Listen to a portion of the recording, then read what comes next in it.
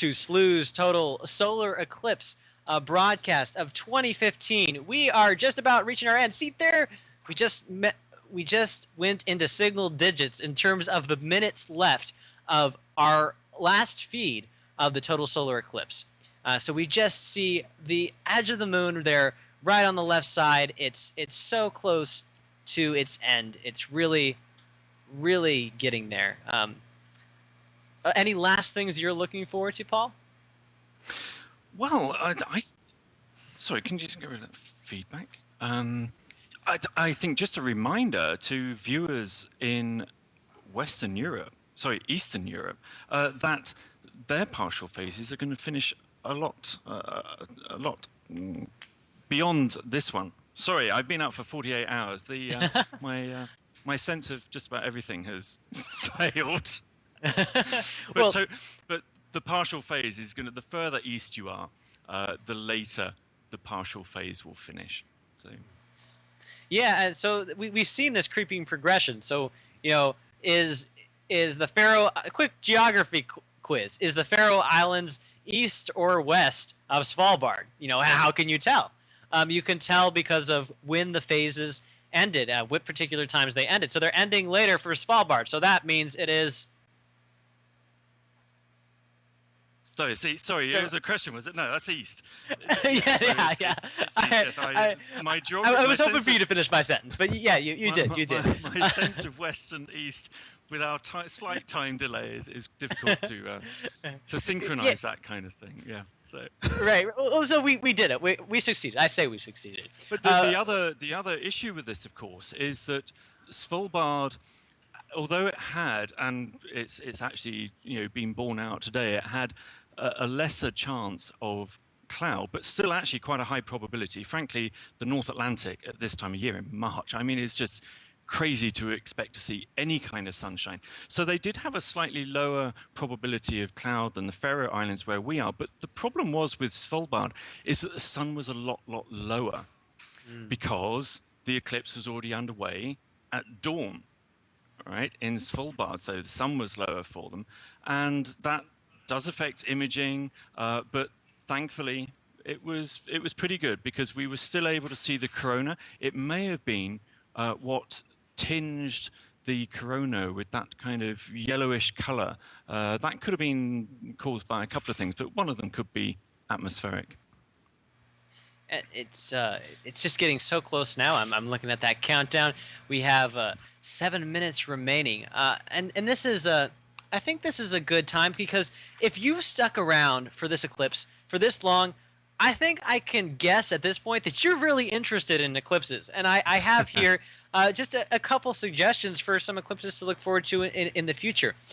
The next eclipse being not a solar eclipse, but a lunar eclipse that we're covering on Slooh in just a few days, actually. On April 4th, this coming April 2015, we're going to have a total lunar eclipse where we're going to be having some incredible feeds from Australia. That's the part of the that's the region where it's going to be visible. And so we have that eclipse, and also in 2015 of September 13th, we're going to have a partial solar eclipse. This one's a unique one because it's going to be visible from the bottom tip of Africa and of Antarctica. And so it's going to be some that not very many people will be able to see, but we're going to be trying to bring that to you live as well. And, I'm talking about a partial solar eclipse just as after we've ragged on them, but really they're not the worst thing in the world.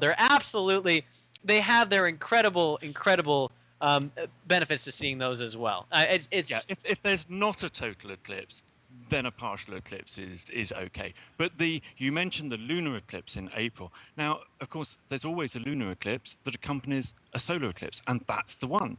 It's going to be a different phase. We're watching tonight. This is the only time when you can see a truly new moon. What we're seeing there is a truly new moon. We can't see it normally because it's so close to the sun, but when it passes in front of the sun, we see the new moon. But with the lunar eclipse, it's going to be at the full moon. So the moon's going to be on the opposite side of Earth to the sun. And that's when the moon falls into Earth's shadow. And that is actually really quite an exciting event. We always do them really, really well at Slooh. We get these gorgeous colours coming out, usually kind of beautiful peachy pinks and reds. That's what happens to the moon. Sometimes you even get a blood red moon. So that is going to be a really cool event. So, anybody who has got through this far with this fantastic show, you're going to enjoy the lunar eclipse as well. What was the date again? April 4th? 4th. Yeah, you got it. And so, one follow-up question I have for that is, why do they happen in pairs, the solar and the lunar? Well, because the moon, it's a little like asking why on every single new moon isn't there an eclipse? Surely the moon goes round and it would pass in front of the sun all the time. No, it doesn't. And the reason why is because the moon's orbit in relation to the Earth is at a 5-degree inclination, which means that usually at new moon, the moon passes either to the north or the south of the sun, so we don't get an eclipse. And likewise on the other side. But when the moon is aligned to give us a solar eclipse, it's also aligned to give us that lunar eclipse a couple of weeks later. It's really it's something that I'm looking forward to. It seems like it's going to be an absolutely gorgeous time. And so we have the lunar eclipse coming up. We have the partial solar eclipse coming up. And of course, I've sort of been mentioning throughout the broadcast that we have the total solar eclipse coming up in 2016 and in 2017.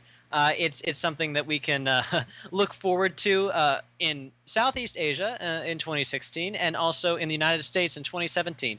And I thought I would admit a fun fact about myself is that I'm very happy in particular about the 2017 total solar eclipse because I'm somebody who lives in America, and I'm also the day of the eclipse is my birthday. So the sky's going to be celebrating me on that day. I'm really looking forward to that. Double time. Yes, big party. And, one of the things, Eric, as well, to remind viewers here, is what we do is we bring these events to the general public, but we also bring extra content to the Slooh members as well. And Slooh memberships actually make this kind of thing possible. But what we're hoping to do, we've kind of brought people along for the ride. We've shown videos and a blog to bring people along on the expedition. What we're really aiming for, and I'm hoping we can do this by 2017 for the total solar eclipse in the USA, is to bring Slooh members all to the same place. So we'll either go camping in the desert to witness the total solar eclipse, or we'll hire a whole hotel to be stuffed full of members. What are we looking at? That's the Faroe Islands. How close are we to Svalbard? Has it ended yet? We are very close. There's apparently some connectivity issues over at Svalbard, but there's about 2 minutes remaining until the end of the eclipse, so we'll see if we can get that back. But as we're standing here right now, we're seeing the magnificence of just the weather and how it works with the sun and the clouds over in the Faroe Islands. It's still quite gorgeous in my opinion. Are you still taking images over there, Paul? I had literally a minute ago. I stopped.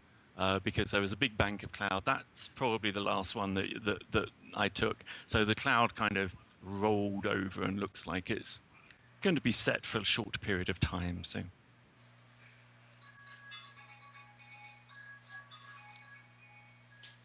Well, this has just been such an exciting day. I'm over the moon with what we were able to see. We were able to see this incredible spot of totality. We were able to see some incredible interactions between just weather and what was going on there. Oh my gosh. Oh, and I think we're getting our Svalbard feed back. I'm looking into that just now. That'll be just in time. There it is. There it is. There it is. So we're just approaching the end of the eclipse just right here. That's not the end. That was the beginning of totality, wasn't it? So I think they've stepped back in time. So there is another effect. There is another effect of total solar eclipses that we didn't know. We go back in time 2 hours.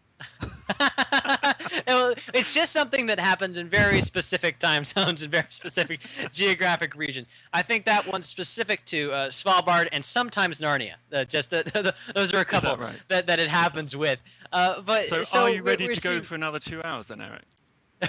I think so. Well, rumor has it that this eclipse broadcast might not ever end. I think we're all here. We're all part of this international community enjoying the celestial event, but we're going to keep enjoying it for quite a while. It's not going to happen. The island of sheep is my new home. Okay, I can set up shop. Yeah. Oh, this has been really great. I'm sorry, I have to go to a quick commercial break, but we will be right back after these short